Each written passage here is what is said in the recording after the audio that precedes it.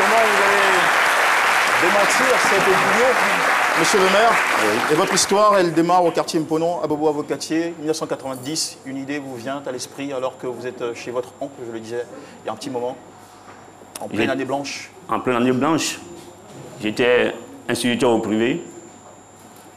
Et en 90, c'était l'avènement du multipartisme, suivi de l'année blanche. Et j'ai été inspiré par l'insalubrité de l'environnement dans lequel je vivais. Je me suis dit qu'étant instituteur, on enseigne la propreté à nos enfants. Et vous arrivez dans votre quartier, vous vivez le même mal. Il fallait faire quelque chose. C'est-à-dire que vous avez vu ce problème de l'insalubrité comme une opportunité?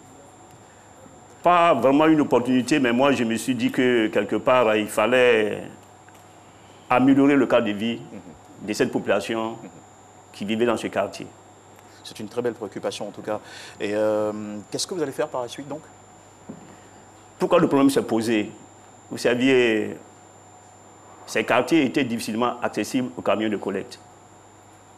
Donc la population, pour pouvoir se débarrasser de leurs déchets, accumulait ces déchets par endroits, dans un coin de la rue.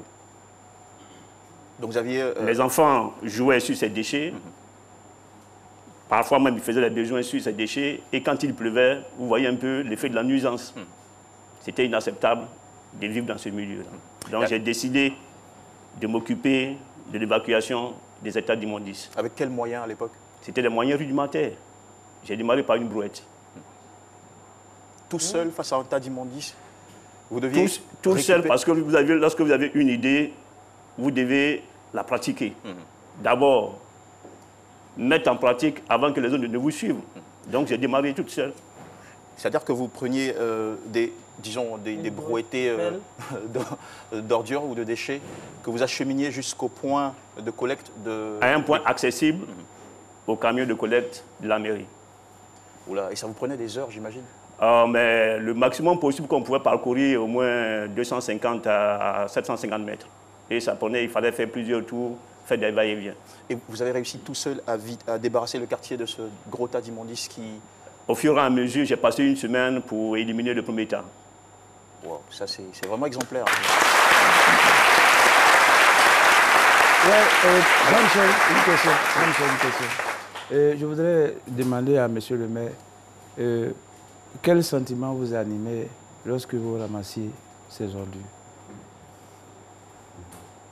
En tout cas, l'idée a été adoptée par les populations elles-mêmes. Parce que quand j'avais démarré, effectivement, il y avait une nuisance.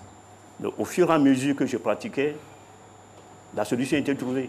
Non seulement le tas était éliminé, mais je collectais les déchets depuis le point de production vers le site de transport des camions des mairies. Non, je voudrais savoir quel sentiment qui vous anime. Mais c'est Comment vous vous sentez? Vous prenez le regard que vous avez sur vous-même. C'est ce que je voudrais savoir. C'est un sentiment de fierté. Sentiment de fierté. Parce que j'ai apporté un plus à cette population. Est-ce qu'à l'époque, vous rencontriez quelques-uns de vos élèves, puisque je rappelle que vous étiez instituteur du primaire dans un secteur, enfin dans une école privée. Est-ce que vous rencontriez certains de vos élèves? Les élèves étaient préparés pour ça. Parce que quand vous abordez un projet, vous devez expliquer à votre environnement. Et comment ils réagissaient? Ils vous appelaient comment? Monsieur Nyama Nyama? Parce qu'on connaît les enfants. C'était quoi leur réaction? Parce que moi, je suis là à l'école. Généralement, nous, quand nous demandons à l'école, je pense qu'il avait été vraiment intéressant que vous fassiez un tour à Bobo, au quartier Mponon. On n'en doute aucunement, c'est la raison pour laquelle vous êtes sur ce plateau. Vous vivez la réalité de ces années-là. Tout à fait. Mais les enfants, vraiment, avaient du respect pour moi parce que j'avais expliqué pourquoi est-ce que je le faisais. Moi, je veux savoir, est-ce que quand vous collectez les ordures, vous prenez de l'argent? Si. Au départ, lorsque j'avais supprimé le tas d'immondices. C'était du bénévolat au départ? C'était du bénévolat. Et après, vous avez évolué? Après, moi, j'ai interdit. Enfin, j'ai sensibilisé la population pour ne pas recoloniser le site. Il fallait maintenant prendre les déchets depuis les lieux de production pour les acheminer au point de collecte. Mais c'était combien? 50 francs par samedi. C'était rien. Pour toute la population de... Non, non, pour un foyer. Pour un foyer. 50 francs par samedi, c'était rien. Et il y avait 1000 foyers, 50 000? Non, 50 francs. À la fin du mois, ça va être 200. 50 francs par... Oui, 200 Oui. francs le mois. Oui, 200 francs le Et vous mois. avez combien de ménages dans Voilà. le quartier de Mponon à l'époque? Mais il y avait assez de monde, mais déjà, une personne pouvait collecter 200 ménages. Maximum 200 ménages. C'est-à-dire que vous avez, disons, Vous faites un créé recensement. des secteurs. Et voilà, des secteurs. J'ai divisé le quartier en secteurs d'activité. Et lorsque le projet a eu un impact très considérable, j'ai fait appel à une équipe pour pouvoir m'aider. Vous avez une équipe de combien de membres? Alors, une cinquantaine de personnes. Waouh, c'était déjà une entreprise. Alors, en 1991, c'est-à-dire un an plus tard, votre projet ou activité attire l'attention des autorités. C'était le ministère de l'Environnement, piloté par M. Copieux, que je salue du passage. Alors, quel va être le contenu de vos relations avec les autorités à l'époque? Bon, parce que Relativement à lorsque cette vous affaire. caressez cette carrière, il vous fait connaître. Sinon, un jour, vous disparaissez.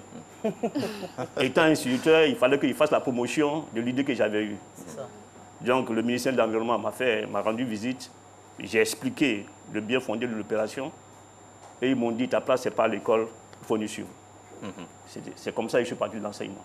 Ah, et vous avez quitté l'enseignement en 1992 En 92. pour vous lancer entièrement dans le business de la collecte. Pour enseigner d'abord la collecte des déchets dans les quartiers à vie modeste. Parce que dans ces quartiers, les camions n'avaient pas accès. Pourquoi? Les rues étaient impraticables. Il fallait trouver une solution.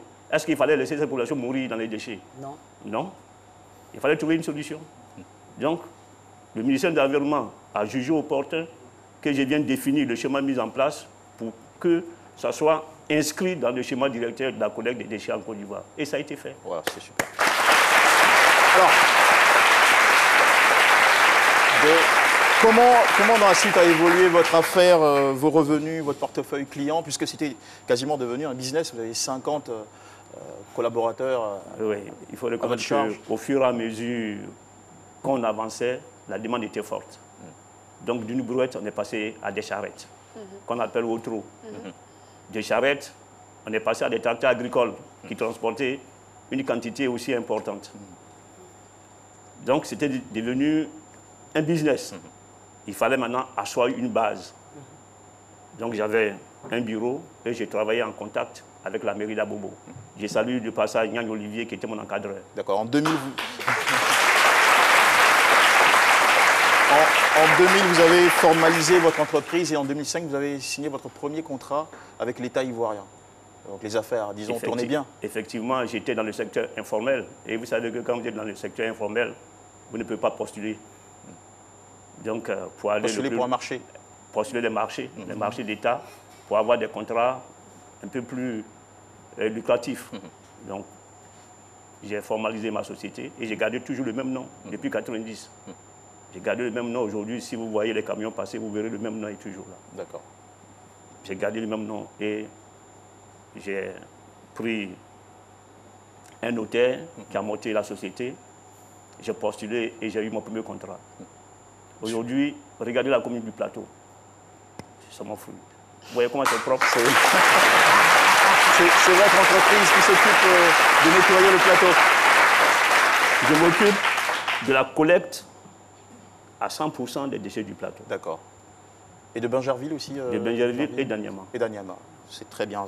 Tout a commencé par une passion pour le bien-être des autres Voilà. qui s'est transformée en business. Et aujourd'hui, vous êtes en train de rendre service aussi à enfin une bonne partie de la ville d'Abidjan. Ça fait plaisir. Alors, vous êtes, enfin, quand on signe un contrat en général avec un État, et ça, ce n'est pas propre à la Côte d'Ivoire, c'est un peu partout comme ça, il y a parfois des retards de paiement. Ça arrive. Comment vous gérez ce genre de situation? Ouais, il faut avoir une réflexion. Au départ, j'étais quoi? Instituteur autorisé. J'avais cette possibilité de créer aussi des écoles. Et c'est ce que j'ai fait. Donc, je suis aussi fondateur. Vous êtes fondateur Ce qui m'appuie par moment, lorsque l'État prend des retards, il ne faut pas gréver. Il faut avoir des ressources parallèles pour pouvoir supporter le projet. Et donc, vous êtes propriétaire de combien d'écoles? Enfin, Ça, c'est- excusez-moi. Ça arrive. Il y a une école, la première école, c'est... La communication est un art pas du tout aisé. La première école, c'est à Abobo-Avocatier. Oui. Pour rendre vraiment hommage à la population d'Abobo, qu'à travers eux, avec les 50 francs par semaine, j'ai pu monter une école. Ah oui. Vous êtes reconnaissant. Et c'était en 2006. Ce sont des écoles primaires, de grandes École primaire privée, parce que je vais vraiment enseigner la base, la gestion des déchets aux enfants. Et j'ai fait l'extension maintenant au plateau de Cuy. Vous pouvez vérifier une très belle école au plateau de Cuy. Donc vous êtes propriétaire de 2 écoles primaires privées, vous êtes DG, fondateur et DG de votre entreprise de collecte de déchets, et puis président du conseil d'administration d'une nouvelle entreprise internationale de collecte d'ordures. Ça, c'est à saluer.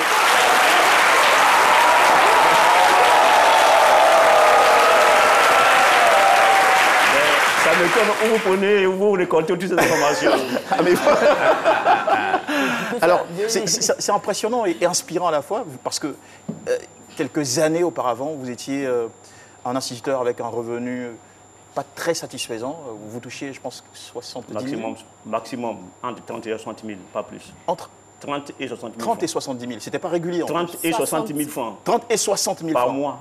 Et par moment, ça dépend de l'humeur du fondateur. Hein. Là, ça dépend de son humeur. Je n'ai absolument rien à vous apprendre, mais ça dépend de l'humeur. Par moment, quand il finit d'encaisser, qu'il n'y a plus rien. Mais... Et qu'est-ce qu'il faisait? Les cours à domicile, ça rapporte. Ah, Oui. tiens. Ah oui. Oui. Maître de maison. Une question, un conseil. Je voudrais m'inspirer de l'exemple de monsieur le maire de Sikensi Merci. pour donner un petit conseil aux Ivoiriens. OK. La valeur d'un citoyen ne se mesure pas à sa profession, mais plutôt à sa manière de s'acquitter de sa tâche. Un ramasseur d'ordures est tout aussi utile pour sa commune qu'un maire. Cessons de privilégier certains boulots par rapport au à d'autres. détriment d'autres. C'est tout ce qui nous freine. Battons-nous, travaillons. Comme monsieur le maire a donné l'exemple, il voit son environnement sale, il se met au travail et il se rend utile. En échange, il perçoit quelque chose. Merci. Voilà comment il faut concevoir le développement. Et c'est bien dit, c'est bien dit. Alors, merci beaucoup, Laurent Cassu. Monsieur le maire, à partir de quand vous vient l'idée de vouloir devenir maire? Je rappelle, maire de Sikensi aujourd'hui. Vous êtes maire de Sikensi, vous avez été élu le 13 octobre 2018 et vous avez pris fonction le 19 décembre 2018. Sikensi, c'est à 95 km d'Abidjan, soit 35 à 40 minutes de route. Mais vous avez parlé d'opportunité. Lorsque la population vous réclame pour dire que vous êtes capable de faire ce travail-là, répondez positif. Mais avant d'être réclamé par la population, il faut d'abord convaincre la population. Comment est-ce que vous avez réussi à vous faire connaître déjà à Sikensi et convaincre la population de Sikensi que vous avez les qualités d'un bon leader qui pourrait acter le développement dans cette communauté? De manière volontaire et spontanée, par moment, j'ai envoyé mes camions dans la commune pour faire de la propriété, reprofiler les rues.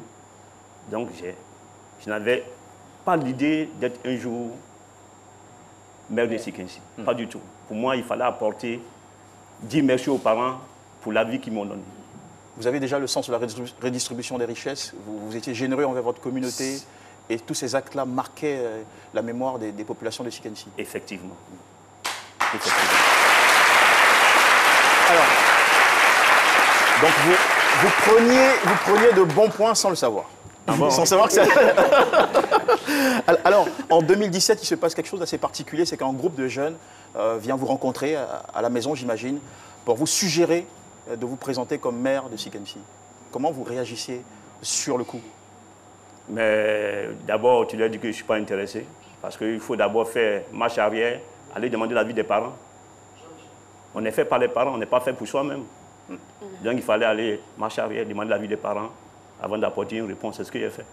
D'accord. Alors, qu'ont dit les parents? Comment avez-vous pris votre décision? On le saura juste après la pub sur RTI1. À tout de suite.